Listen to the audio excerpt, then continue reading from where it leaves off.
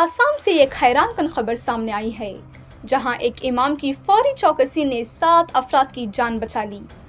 बताया गया है कि 1 दिसंबर को सुबह तकरीबन 4 बजे बरोभारी जामिया मस्जिद बहादुरपुर नीलाम बाजार श्रीभूमि जिला के करीब एक मुसाफिर गाड़ी अपना कंट्रोल खो बैठी थी और आसाम त्रिपुरा नेशनल हाईवे के किनारे वाक़े गहरे तालाब में जा गिरी। ज्यादातर मुसाफिर सोए हुए थे, खिड़कियां बंद थीं और गाड़ी तेजी से पानी से भर रही थी। मस्जिद के अंदर मौलाना अब्दुल बासित, जो जामिया मस्जिद के इमाम और मीराबरी मदरसे के उस्ताद हैं, इन्होंने अचानक बाहर धमाके की आवाज सुनी। इन्होंने फौरन माइक संभाला और गांव वालों को फौरी मदद के लिए ऐलान किया।